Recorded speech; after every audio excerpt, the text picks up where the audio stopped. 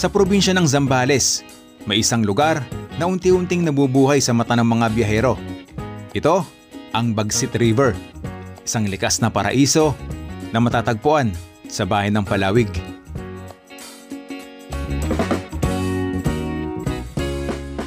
Dati, isa lang itong simpleng ilog sa kabundukan. Pero ngayon, isa na itong pasyalan na may mga cottages. Pero taglay pa rin ang ilog ang malinis at malinaw na tubig at ang nakaka-relax na luntiang tanawin. Pero bago natin narating to, nagsimula muna ang biyahe natin mula sa bayan ng Cabangan, Zambales. At sa ating paglalakbay, ito ang ilan sa mga tanawin at lugar na ating nadaanan.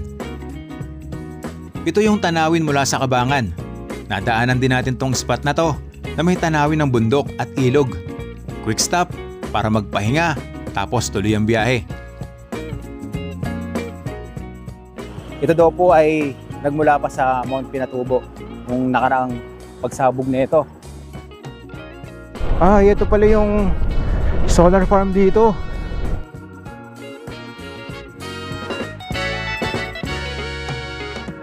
Hanggang narating natin ang Bagsit River na talaga namang mapapaligo ka dahil sa linaw at linis ng tubig dito. Sobrang refreshing, lalo na pagkatapos ng mahabang biyahe. Sulit talaga.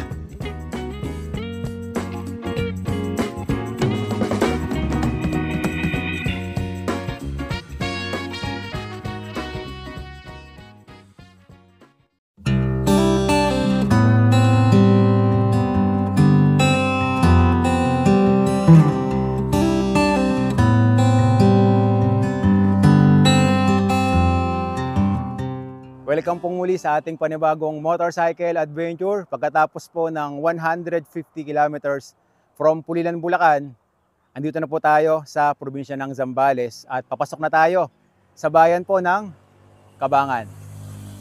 Ito yung arko nila at dito naman sa kanang bahagi natin, ito yung San Felipe. Marami na tayong dinaanang mga bayan dito po sa probinsya ng Zambales at dito nga po tayo nagsimula sa arko ng Cabangan. Ang destination natin, patungo tayo ng bayan ng Palawig, Zambales. So mula dito sa Cabangan, magmumotor pa tayo ng 1 hour and 23 minutes. Bali 55 kilometers.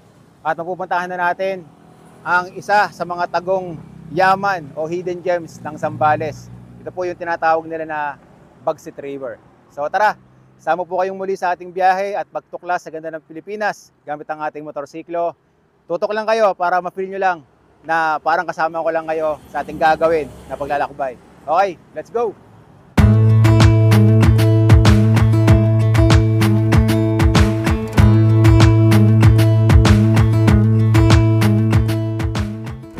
Okay, pasok na tayo.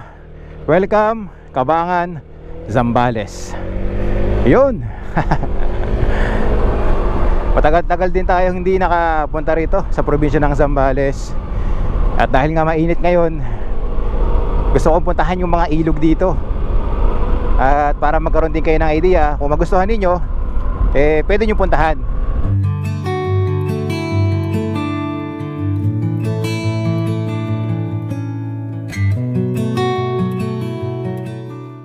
Santo Niño Bridge. Oh, may mga bundok. Uy, ilog oh. Oh, maganda yung tanawin dito ah. Merong daan doon, oh. Subukan kaya nating puntahan kasi may daan ako nakikita ron, oh. Para makalapit tayo doon sa bundok. Mukhang maganda yung tanawin. Hanapin natin yung daan.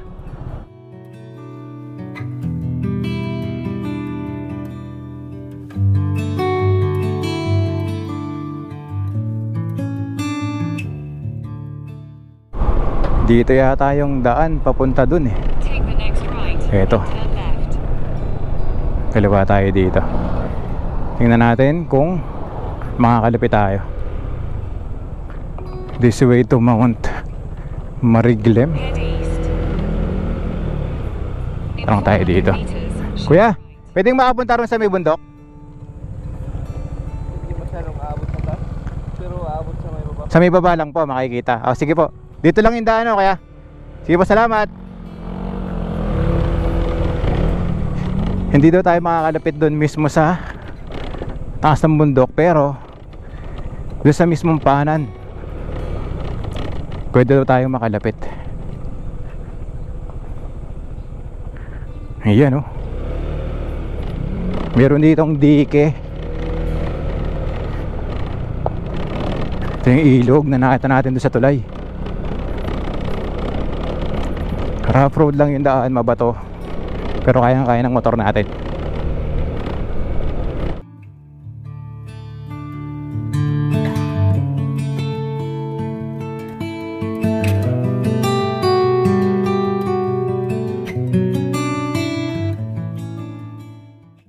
Ito, may maliit na daan sa gilid ng bahay. Yan. Wow. Ano pa lang natin ang malayo yung view sa harapan natin, no? Masasabi mo talaga na solid to. Ito yung mga gustong-gusto nating ginagawa, yung puntahan, yung wala sa mga plano natin. Medyo hindi maganda yung kondisyon ng daan, pero sigurado sa banda ron sulit yung pagmumotor na ginagawa natin dito. Take the next right.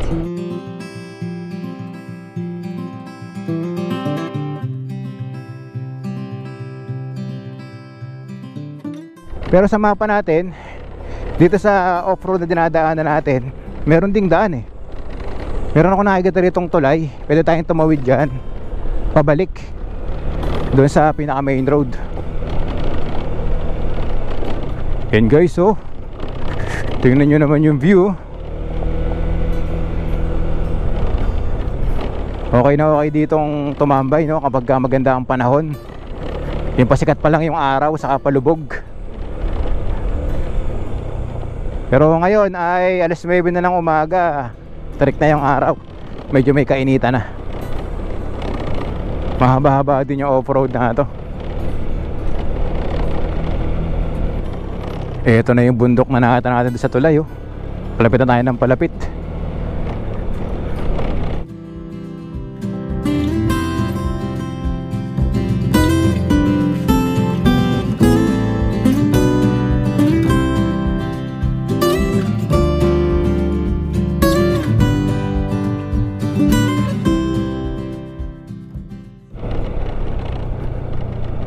Yan oh. May mga naliligo din doon sa ilog, oh. Wow.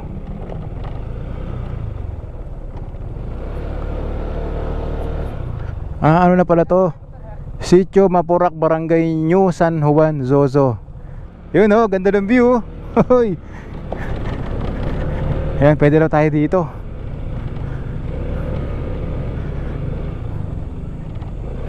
May mga puno dito na pwede nating silungan.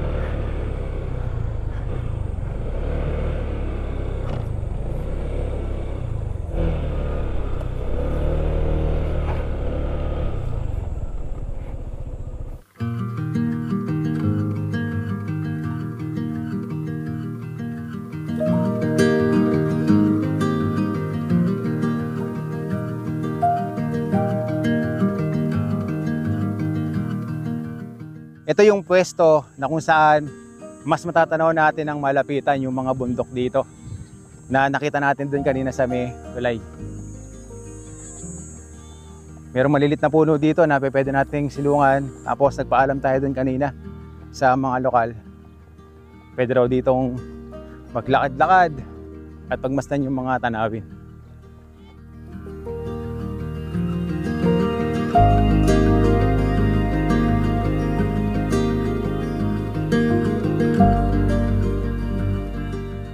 Itong tinatapakan natin, buhangin na ito. As ang lawak niya, yung mga nakikita tayo dito, mga nakasugang kambing. Ito yung view na makikita nyo rito, nakapaikot din yung mga bundok tapos ilog. So sa mga ganitong ginagawa natin na paglalakbay, kapag tayo ay merong nakikita na pwede nating puntahan, bibisitahin natin yan. Kasi sa mga ganitong liblib na lugar, nandito yung magagandang tanawin.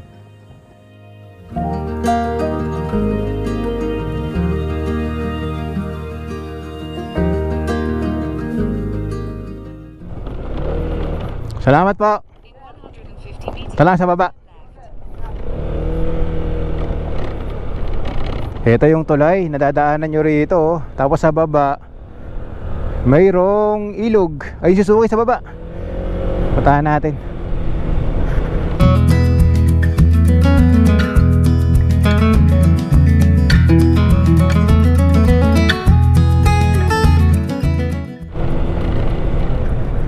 Alright.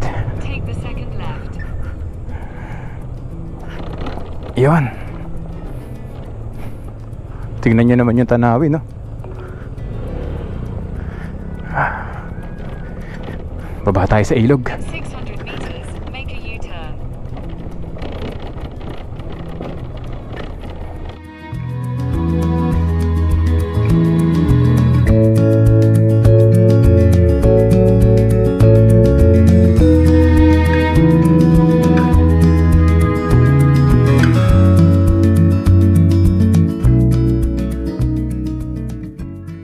Okay, nakababa na tayo dito sa tulay. Ito yung mga motor namin. Pinarada muna namin dito sa ilalim ng puno. Lapitan natin yung ilog. Yan yung tulay na dinaanan natin kanina. Pababa dito. At ito ang tubig dito sa ilog na ating pinuntahan. Ang linaw din, no? Nakikita rin natin yung mga bato ron sa ilalim. Tapos dito tanaw na tanaw natin yung mga bundok. Nakapaikot din.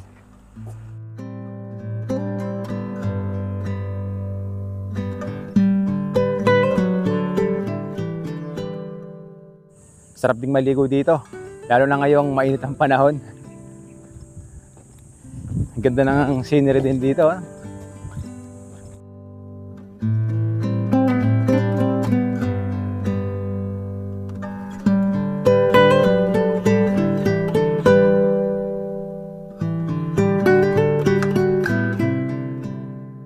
So napuntahan na natin itong ilog saka yung bundok na nakita natin dun kanina sa tulay. So kailangan na natin magbiyahe.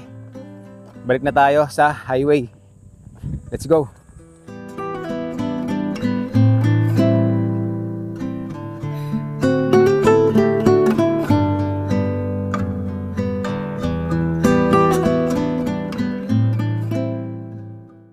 Okay, dito na tayo sa highway. Sa town proper po ng Cabangan, Zambales. Nagsisimula pa lang tayo dito sa ating ginagawang paglalakbay sa Zambales. Nabubusog na yung mga mata natin sa ating mga nakikita, no? So bali 1 hour and 21 minutes pa yung magiging biyahe natin. 50 kilometers. Mararating na natin ang ating destinasyon.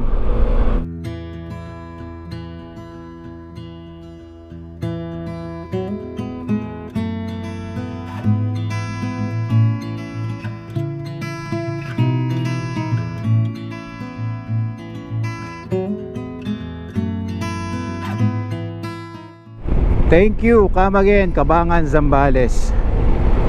Okay, so pagkatapos nating marating ang bayan po ng Cabangan, Zambales, andito na tayo sa bayan po ng Botolan.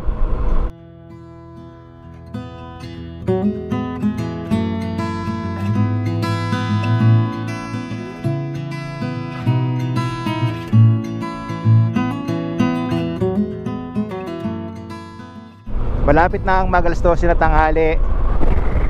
At ramdam natin ngayon yung matinding init dito.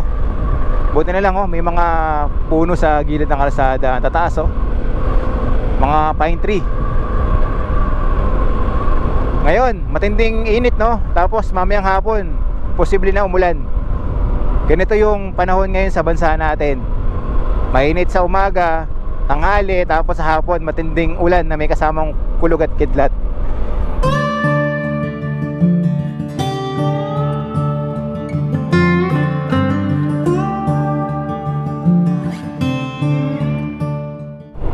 Meron tayong dadaanan tulay dito, Bukaw Bridge, dito sa Botolan. Ang lawak, no? Tapos may mga tanawin ng mga bundok. Ang lawak ng lahar. Dito naman sa kaliwa, tanaw natin yung dagat.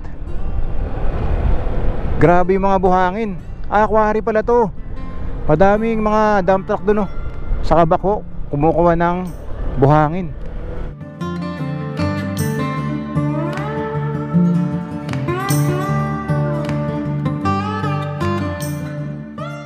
Napahinto po tayo dito sa dulo ng Bukaw Bridge dahil talagang namangha ako sa lawak ng lugar na to na punong-puno po ng lahar.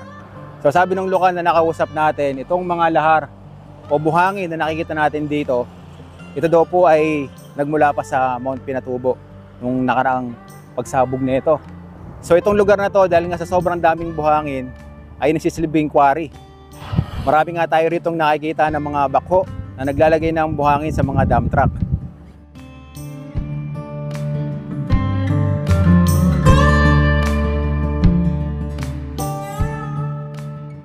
Habang binabaybay naman natin itong kahabaan ng Bukaw Bridge, makikita nyo naman dito yung nakapaikot na mga bundok. Grabe, nakakalula yung lawak ng lugar na to.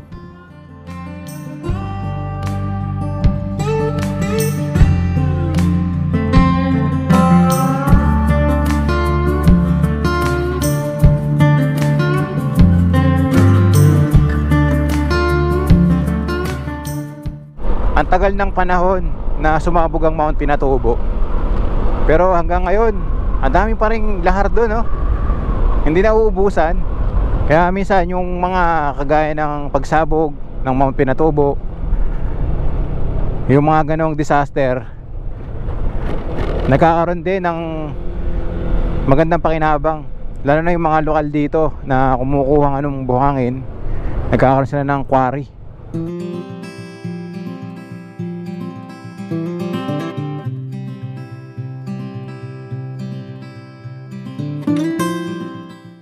Meron rin tayong tuloy na dadaanan dito, oh. Bangkal Bridge. Dito may tubig yung ilog. Ganun pa rin, may mga tanawin ng bundok. Lawak ng ilog, no? Dito naman sa kaliwa, tanaw na yung dagat. So yun yung tinatawag na when river meets ocean.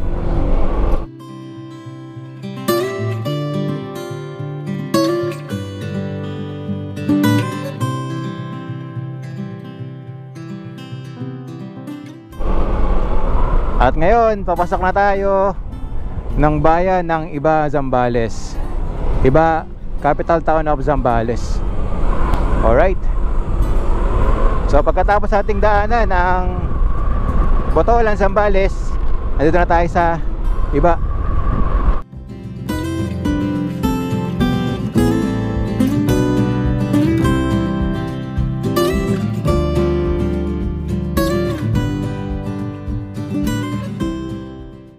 Okay, right turn tayo dito.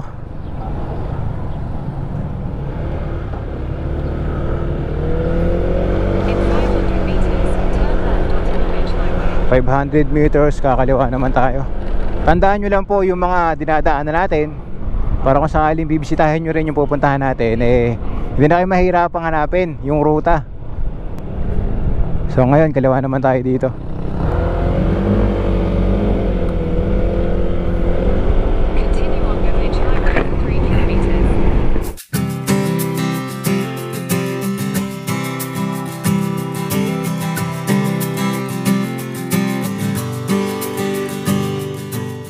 Dumadaan tayo ngayon sa may malawak na palayan, tapos isang diretsong kalsada. Mas maganda ng paganda yung kalsada na dinadaanan natin, no? Yun, dito na tayo sa bahay ng Palawig. Welcome to Palawig, Zambales. Ayos. So mula dito, magmamotor pa tayo ng 25 minutes, 17 kilometers, at mararating na natin ang ating destinasyon.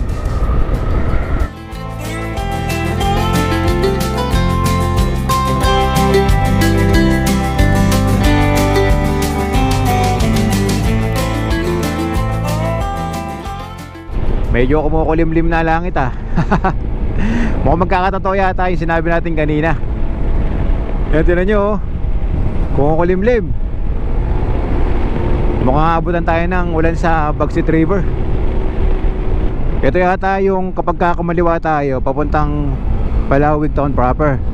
Since tayo ay pupunta ng Bagsit River, dire-diretso lang tayo. Bali yung kalsada na dinadaanan natin, ito yung Olongapo Bugalon Road. After 1 kilometers, meron tayong kakananan dito. Ito na siguro ipapunta doon sa Bagsit River. Welcome Barangay Salaza. Ayan, dito. Right turn tayo. In 500 meters, continue. Bali 18 minutes pa yung mamotorin natin. 11 kilometers.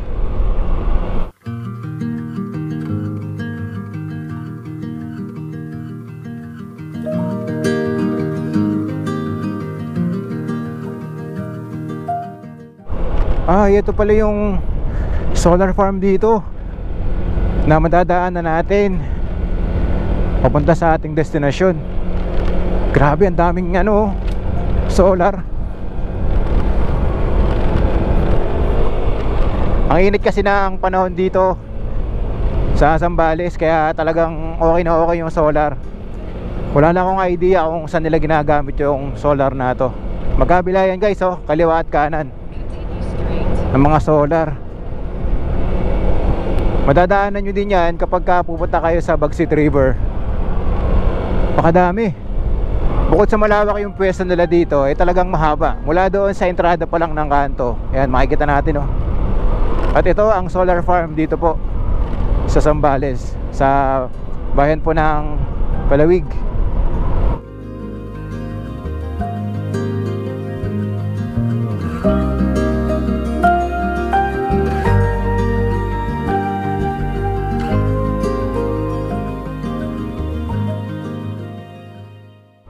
Ang ganda ng kalsada nadadaanan nyo dito, papunta dun sa ating destinasyon.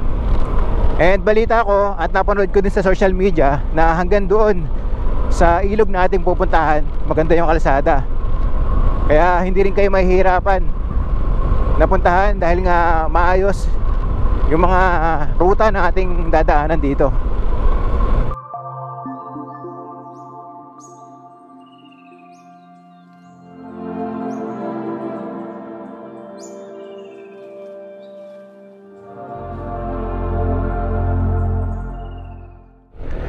Tignan ninyo yung dinadaanan natin ngayon Ang tataas ng mga puno sa bawat gilid ng kalsada. Isang diretsong kalsada, tapos nakapaikot yung makapal at matatayag na mga puno. Kapag ganito yung dinadaanan natin, kahit gaano katirek o kainit yung panahon, hindi mo mararamdaman. Dahil nga sariwang-sariwang hangin yung ating nalalanghap, Para siyang man-made forest. Ganun yung dating. Sobrang kapal ng mga puno. At dadaanan nyo yan kapag pupunta rin kayo ng Bagsit River. Refreshing yung lugar na yun guys, yung dinaanan natin. Ganda.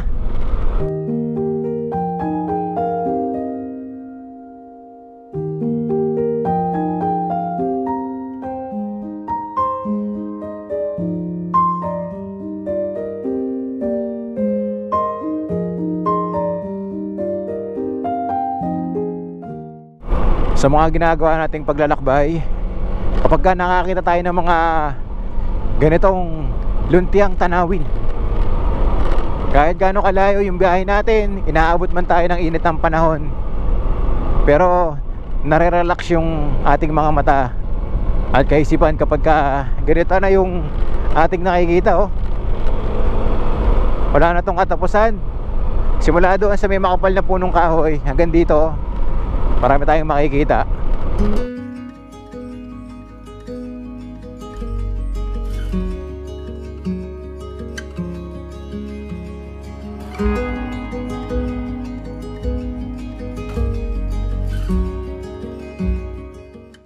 Ito na yung dinadaanan natin ngayon. Mas malilim na at makapal yung mga kawayan sa gilid. So bali 7 minutes na lang, mararating na natin yung ilog.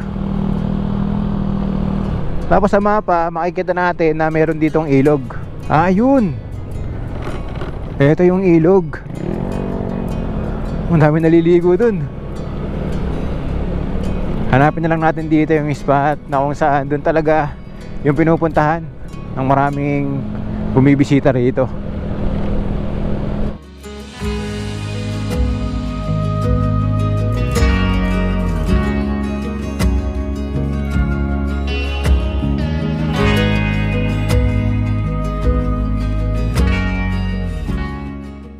Eto, mga kawaii naman yung nakikita natin, no?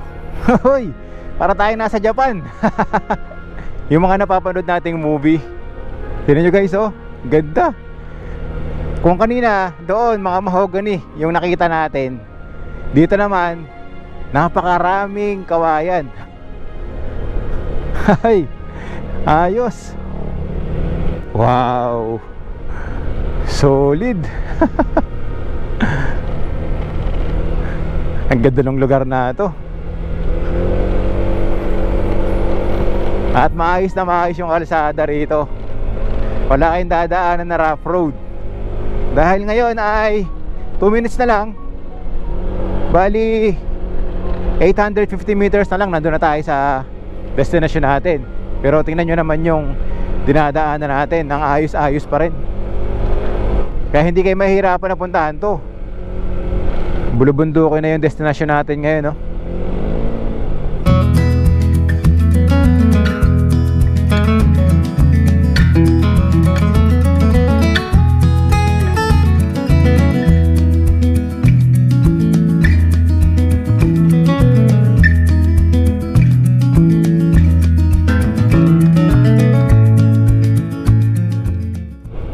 Yun, ito, may nakikita na ako mga cottages.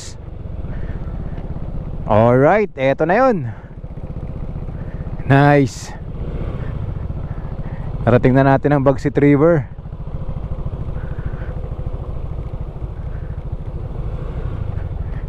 Ngayon ay ordinaryong araw lang, Wednesday. Pero makikita natin may mga bisita pa rin. Lalo siguro kapag Sabado Linggo, dami ditong tao. Ayun yung mga kubo na makikita nyo rito. Alright. Dito po. Ayan, dito na tayo sa Bagsit River. At sa wakas, narating na rin natin ang Bagsit River ng Palawig, Zambales. Isa ito sa mga patok na destinasyon dito sa Zambales. Lalo na ngayong mainit ang panahon. Pagdating mo dito, bubungad agad ang malamig at malinaw na tubig ng ilog. Sakto para sa isang relaxing na paliligo.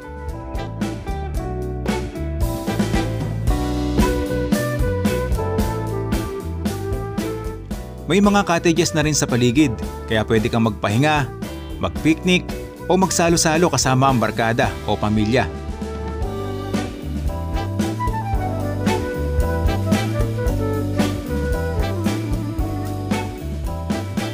At kung nature lover ka, siguradong magugustuhan mo ang tanawin.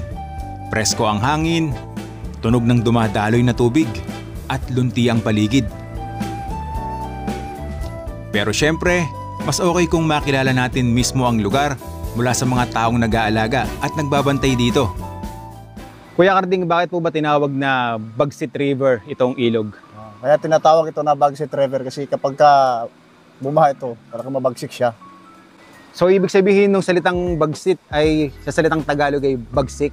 So ngayon nakikita ko rito na marami kayong nilagay na mga kubo o cottages. Magkano po ba ang rent dito for day tour sa mga open cottages na nakikita ko? 1,000 po yung open cottage natin for day tour. Eh kung gusto pong mag-overnight? 1,500 po. 1,500. Eh yung mga closed na cottage po, magkano po ang day tour dyan? 1,500 naman po yun. Ang closed cottage natin sa day tour naman po. And then sa overnight? 2,000 po. 2,000 pesos. Isa pa sa talagang nagustuhan ko dito sa Bagsit River is yung malinaw na tubig, no? Saan po ba nanggagaling yung tubig na to? From Mount Tapulaw po, sir. Mount Tapulaw. Bundok na yan. Yung matayog na bundok na yon. Ayan po yan, sir. Okay. Opo. Kaya pala ang linaw ng tubig dito sa Bagsit River, ito pala ay nanggagaling sa kabundukan ng Mount Tapulaw po. Mount Tapulaw. Gaano po ba kalalim yung ilog na to dito sa part na to? Ito, sir, may 6 feet po dito, sir. Diyan sa may part ng bato na yan at saka yan po. Yan. 6 feet? Ito naman po, sir, more on 3 feet pambata. Okay. Dito sa harapan. So dito safe ang bata na maligo. Yes, sir. Ano naman yung pinakamalalim dito? Saang part yun? Yun doon po sa mismong talunan, sir. Kung saan nagdadive po yung mga guests natin, sir, dito. Doon sa may malalaking bato. Yes, sir. So yun yung pinakamalalim dito, 21 feet. So kung kayo ay mahilig tumalon, mag-dive, at magaling lumangoy, ma-enjoy ninyo kasi may mga bato rin doon na, Yes, na sir. pwedeng talunan.